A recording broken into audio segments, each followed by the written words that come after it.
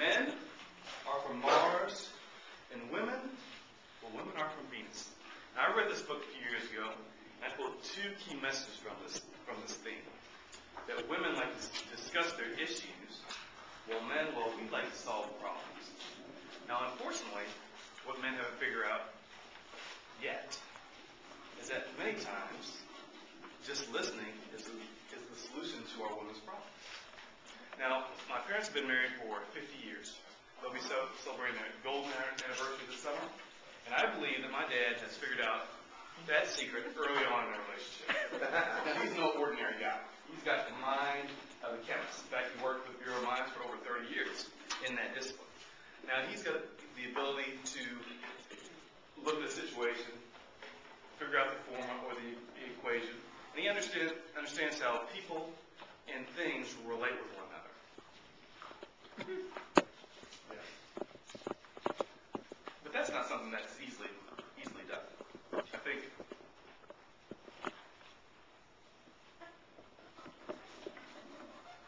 that's not something that's easily done. For me either. Kind of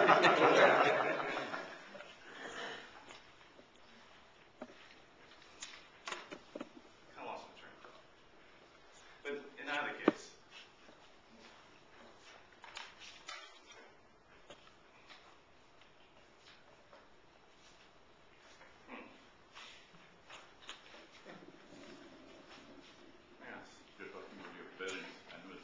yes, they're having their anniversary, and I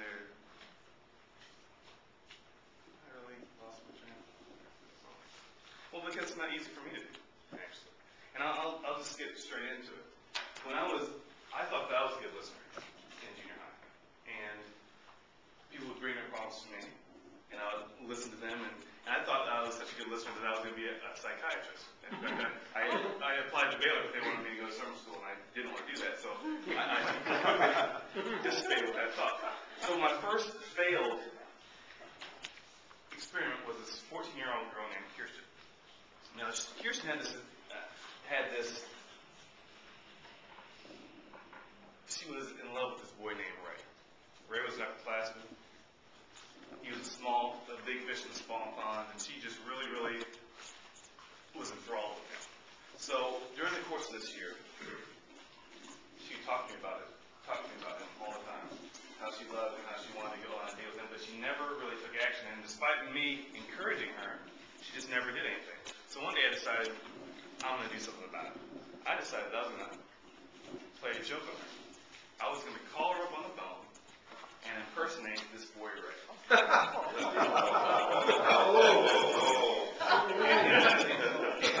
And despite the fact that she and I had spoken on the phone several times, I didn't really think that she was going to believe it, but through caution to the wind, and I made the phone call anyway.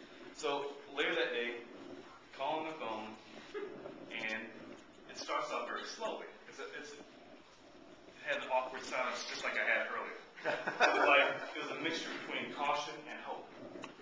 And shortly into the conversation, the caution was thrown to the wind and hope took over because she really wanted to go on this date. So shortly thereafter, she had a date with Ray, and they were going to be hanging out very often, very frequently. So the next day, she comes to school and she's floating on a cloud and walking on sunshine and grinning ear to ear. And as she's recalling the story about the previous night's phone call, I knew that she was smitten. I didn't want to break her heart at the time. I knew that I was in deep, really, really deep. So my mind's racing. What am I going to do to solve this problem? So I go to my buddy Ray. I said, Ray, here's what I've done. Would you get me out of the bind? I asked this girl out on a date for you. Would you take her out? Now, Ray had a girlfriend. They're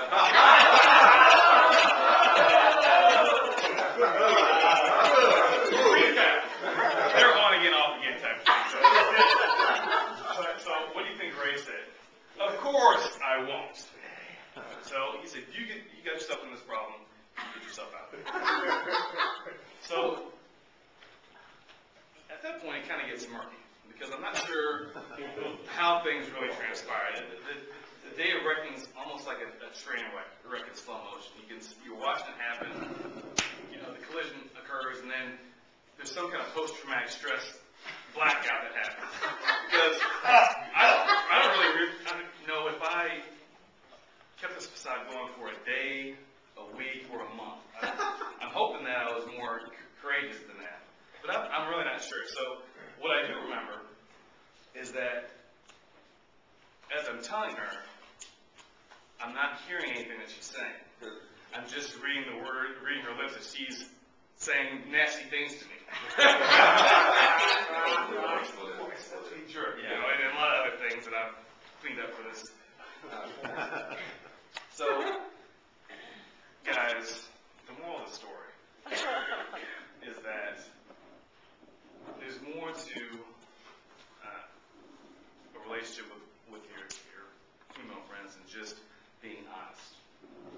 You have to be, or being a good listener. You have to be honest, and you have to be patient. Because if you're not, if you don't have those three components, then none of your relationships